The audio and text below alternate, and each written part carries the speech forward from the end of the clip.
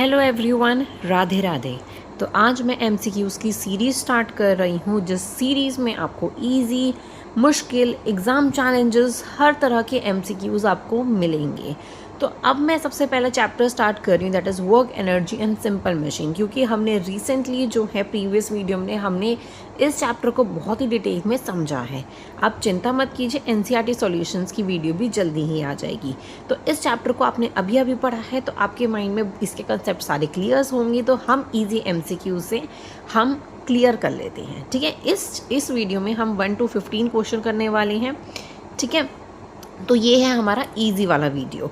Next video में हम इससे भी ज़्यादा टफ करने वाले हैं, तो फॉलो कर लीजिएगा। ठीक है, लाइक कर दीजिएगा इस वीडियो को। तो क्वेश्चन नंबर फर्स्ट हमें गिवन है, साइड में मैंने आंसर्स लिख रखे हैं, तो आप उस पर हाथ रख लीजिए। ठीक है, मुझे ज़रूर बताइएगा कमेंट सेक्शन में कि कितने आपके करेक्ट हुए हैं। ठीक है, साइंस में वर्क डन कब कहा जाता है कि साइंस में वर्क डन हो गया है? ऑप्शन नंबर ए, जब फोर्स लगाया जाए। ऑप्शन नंबर बी, जब ऑब्जेक्ट का डिस्प्लेसमेंट हो और फोर्स कार्य करे। जब ऑब्जेक्ट का मास बढ़े, जब ऑब्जेक्ट गर्म हो जाए। तो of course option number b आपका करेक्ट हो जाता है। ठीक है, जब ऑब्जेक्ट का डिस्प्लेसमेंट हो और फोर्स भी वर्क कर रहा हो उस टाइम। मैंने हिंदी और इंग्लिश मिक्स करके करा है, जिससे आपको बहुत ईजिली क्लियर हो जाए एमसीक्यूज। ठीक है, सेकेंड क्वेश्चन हमें दे रखा है, वर्क डन का ऐसा यूनिट क्या होती है? मैं आपको 2 मिनट्स का समय देती हूँ, आप जल्दी से आंसर अपना लिख लीजिए कॉपी में। Newton, volt, joule and pascal. क्या होता है वर्क डन का? वर्क डन ऐसा यूनिट होती है, ऑप्शन नंबर सी आपका करेक्ट हो जाता है, दैट इज जूली। ठीक है, क्वेश्चन नंबर 3 है आपका, 1 जूली किसके बराबर होता है? तो हमें फॉर्मूला पता है, is equals to 1 newton into 1 metre होता है। तो इस अकॉर्डिंग आपका ऑप्शन नंबर ए जो है वो करेक्ट हो जाता है। ठीक है, क्वेश्चन नंबर 4 हमें गिवन है, वर्क डन का बेसिक फॉर्मूला क्या है जब फोर्स और डिस्प्लेसमेंट एक ही डायरेक्शन में हो? ठीक है, वर्क डन जब एक ही डायरेक्शन में होता है तो पॉजिटिव वर्क डन हो रहा होता है। ठीक है, तो फोर्स इंटू डिस्प्लेसमेंट होता है फॉर्मूला। तो ऑप्शन नंबर बी आपका क्या होता है? करेक्ट हो जाता है। ठीक है, फिफ्थ हमें क्वेश्चन दे रखा है, यदि किसी ऑब्जेक्ट का डिस्प्लेसमेंट 0 है तो वर्क डन कितना होगा? देखिए, आप वीडियो ना स्टॉप कर लीजिए, आपको इस स्क्रीन पे क्वेश्चंस दिख ही रहे हैं, आप कॉपी में लिख लीजिए, देन मेरी वीडियो स्टार्ट करिए और आपको आंसर्स मिल जाएंगे। ठीक है, मैं बोलती जा रही हूँ आंसर्स। ठीक है, फिफ्थ क्वेश्चन में हमें ये बोला गया है कि ऑब्जेक्ट का डिस्प्लेसमेंट अगर 0 है तो वर्क डन कितना होगा? तो 0 ही होगा वर्क डन भी। ठीक है, क्योंकि डिस्प्लेसमेंट 0 है। जैसे यहाँ पे एक रिजिड वॉल का मैंने यहाँ पे एग्जांपल गिवन है कि रिजिड वॉल जो पुश कर रहे हैं, वर्क हो रहा है, जोर लगाया जा रहा है, पुश करा जा रहा है, लेकिन डिस्प्लेसमेंट उसका नहीं हो रहा है, तो इसी वजह से 0। ठीक है, तो चलिए अब हम चलते हैं नेक्स्ट क्वेश्चन पे, सिक्स्थ क्वेश्चन पे।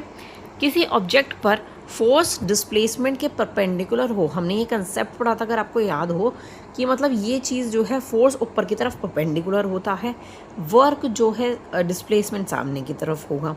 ठीक है, तो उस फोर्स द्वारा वर्क डन कितना होगा? 0 वर्क डन होगा। ठीक है, तो हमारा ऑप्शन नंबर बी आपका करेक्ट हो जाता है। क्वेश्चन नंबर हमें 7 गिवन है, जब फोर्स और डिस्प्लेसमेंट एक ही डायरेक्शन में हो तो वर्क कैसे होता है? फोर्स और डिस्प्लेसमेंट एक ही डायरेक्शन में है तो पॉजिटिव होगा, अगर ऑपोजिट डायरेक्शन में होगा तो नेगेटिव होगा। ठीक है, तो ए ऑप्शन आपका करेक्ट हो जाता है। 8th क्वेश्चन, जब फोर्स डिस्प्लेसमेंट के ऑपोजिट में हो तो वर्क कैसा होता है? ऑफकोर्स नेगेटिव वर्क होता है। ठीक है, ऑपोजिट डायरेक्शंस में। एनर्जी की सही डेफिनेशन क्या है? एनर्जी क्या है? हमारी बॉडी में अगर एनर्जी होगी, ठीक है, तो ही तो हम वर्क कर पाएंगे, तो वर्क करने की क्षमता। ठीक है, तो ऑप्शन नंबर बी आपका करेक्ट हो जाता है, दैट इज़ वर्क करने की क्षमता। क्वेश्चन नंबर 10 हमें गिवन है, एनर्जी का ऐसा यूनिट क्या है? ऐसा यूनिट आपको पता होनी चाहिए कि वर्क डन और एनर्जी की जो ऐसा यूनिट है वो दोनों सेम ही होती है, that is joule. Option number c आपका करेक्ट हो जाता है।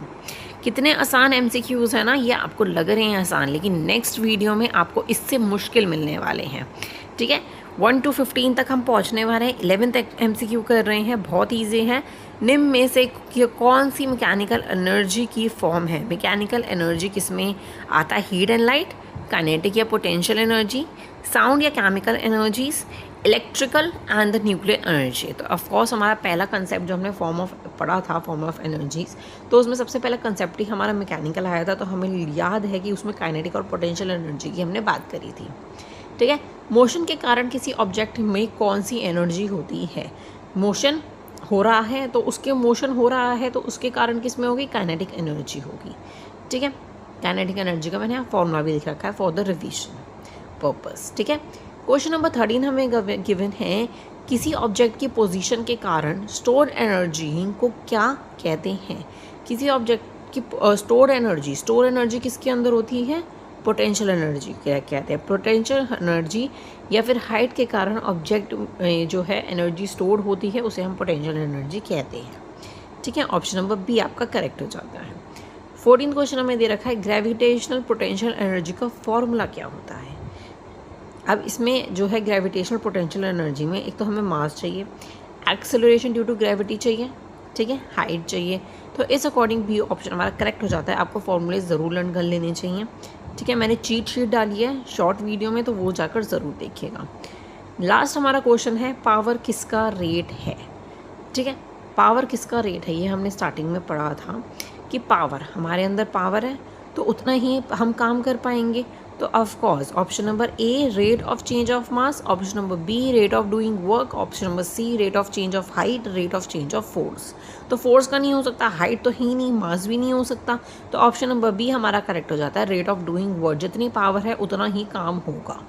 ठीक है, पावर का ये रेट जिस पे वर्क किया जाता है, फॉर्मूला है पावर का P = W/T, work upon time. ठीक है, ऑप्शन नंबर बी भी इसका करेक्ट हो जाता है। सबके ऑप्शंस बी ही थे, है ना, बन गए ऐसे ही क्वेश्चंस। ठीक है, तो नेक्स्ट वीडियो में हम इससे ज़्यादा मुश्किल वाले क्वेश्चन करेंगे। इस चैप्टर के हम टोटल 50 MCQs करने वाले हैं। 1 to 15 हमने इसमें कर ली हैं, आगे 16 से लेकर 30 तक इससे भी ज़्यादा डिफ़िकल्ट होने वाले हैं। तो आई होप आपको वीडियो पसंद आई हो। वीडियो पसंद आए तो चैनल को सब्सक्राइब करना मत भूलिएगा एंड वीडियो को लाइक ज़रूर कर दीजिएगा, अपने फ्रेंड्स के साथ शेयर भी कर दीजिएगा, जिससे वो भी एग्ज़ाम्स में टॉप कर सकें। ठीक है, मैं आपको पूरा रिवीजन करवाऊंगी, MCQ सीरीज़ चलाऊंगी, fill in the blank series चलाऊंगी, सारी सीरीज़ में चलाने वाली हूँ। तो स्टे ट्यून, आगे मेरे साथ बने रहिए। तो thank you so much for watching. Radhe Radhe.